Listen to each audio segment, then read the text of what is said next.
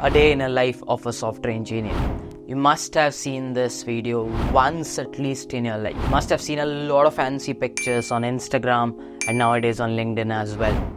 And seeing all of these things, on the back of your mind you think that these people have the best of the life out there. They get all the perks, they get such high salaries. No one shows you the other side, what we go through. So in this video, I will be talking about that. And a quick disclaimer, whatever I say is not related to any single company or the current company that I work with. This comes from my 4 years of experience. This comes from the experience of my peers, my friends who are working in different organizations across the world. So without waiting, let's get started. So the first point, expectations versus reality. A lot of you want to be a software engineer and you have certain expectations when you join a company. One of the expectations that sits right at the top is you want to build cool products. Like you join as a software engineer, you get a chance to build the most amazing products that can be used by millions of people worldwide. You get to code, and that is not the reality. When you join, you don't code always. That's the first thing you need to understand. On the outside world, it might look like software engineers means all time, coding. That doesn't happen. As a software engineer, I think the least amount of time goes in coding. Most amount of time goes in meetings, planning, designing, and doing all the other things apart from coding. I think coding is probably the easiest part of the job.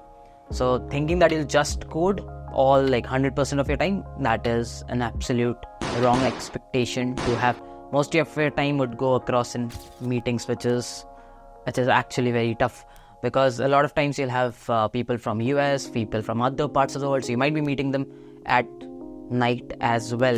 The expectation that you have of building amazing products that is going to be used worldwide, that might not be true in most cases. Join a company, you might be mapped to an internal team. Now what I mean by internal team is the product that you're building is only used by hundreds of people, not by millions of people that you thought of. You might be mapped to a project which is just done for the sake of doing it.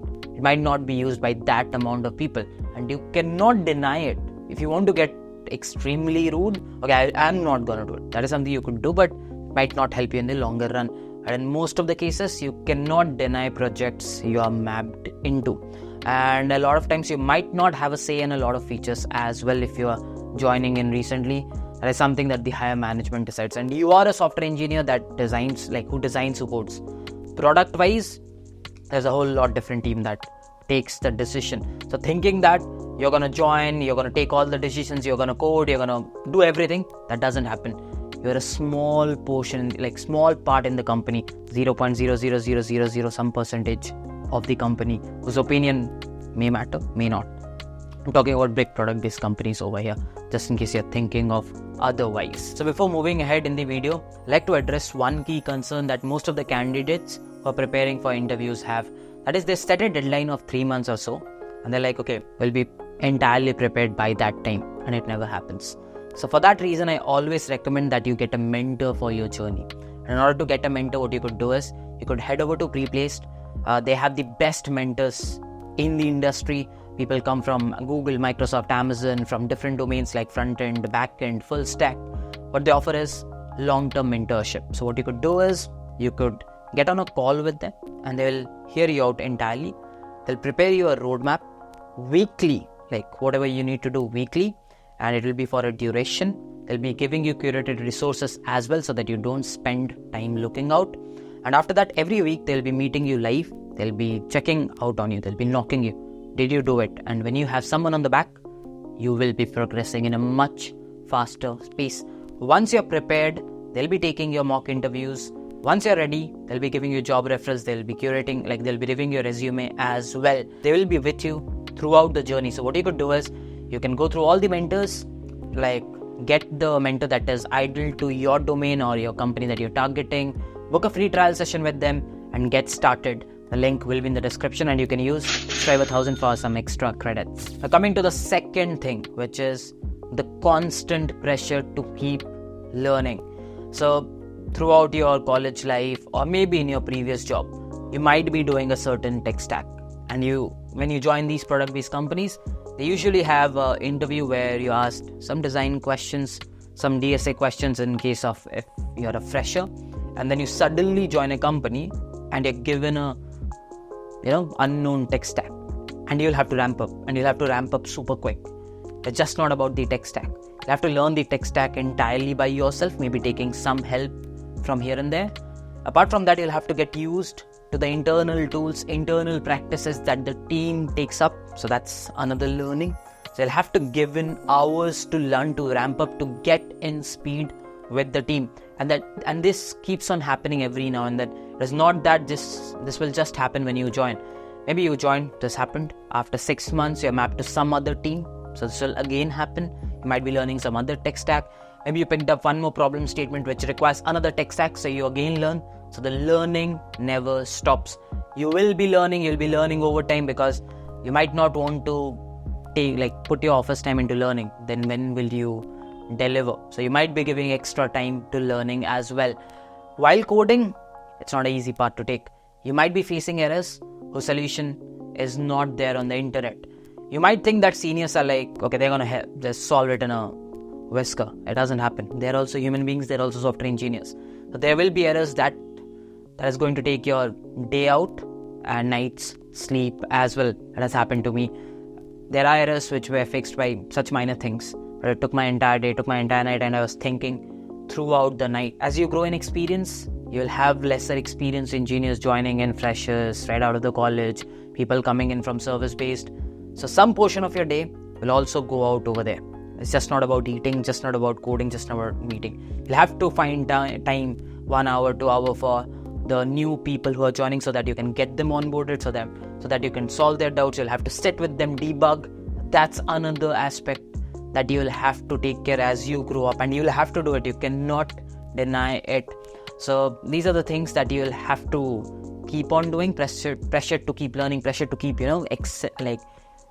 getting yourself as high as possible. A third thing, imposter syndrome. Yes, now this happens in real. I've been at big organizations in my 4 years. I have been at certain big organizations. Everywhere there has been some days where I felt I do not belong here. Although I'm good, I know I'm good, but there are days where I feel that you'll be in a meeting room and people will be giving ideas, people will be solving problems, and you don't understand anything. Things going tangent to your head, and you feel like, do I belong here? These people are extremely talented. Maybe I lack somewhere. Maybe I just cracked the interview and I don't belong here. This will come across, and every now and then it will come across. There will be days when you wake up and you feel like, again, I'm going to a place where I do not belong. And there will also be days where you feel like on the top of the world. You feel like I am the best out here.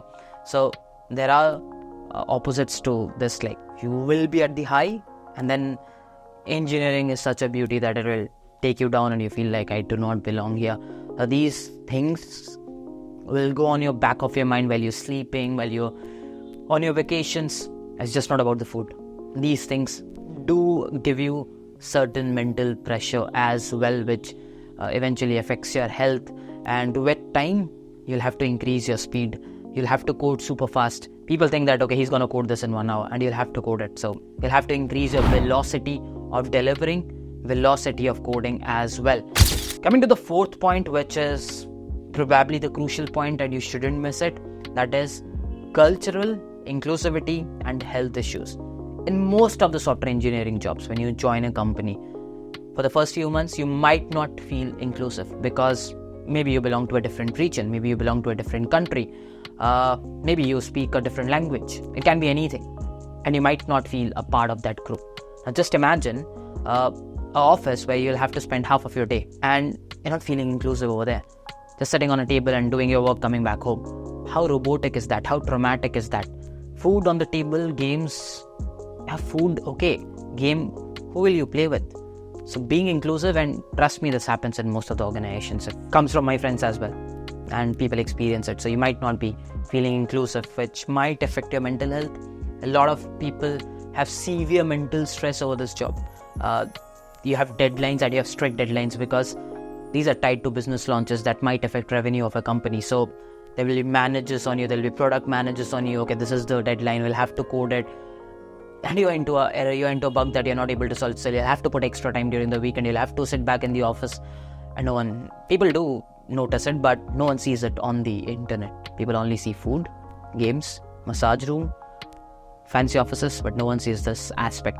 There's this other aspect that I want to talk about, which is happening silently all over the industry. That is the PEP culture, which is performance improvement plan. During COVID, a lot of hiring happened, and now companies are looking to trim off those employees who were hired at a higher salary band compared to that what they offer. So what they are doing is they're just randomly picking up people who have a higher salary band, or they feel like, we need to get off 10 people out.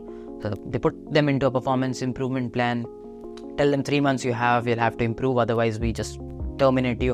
Imagine the mental pressure you go through the 3 months. You don't know you'll have a job or not after 3 months.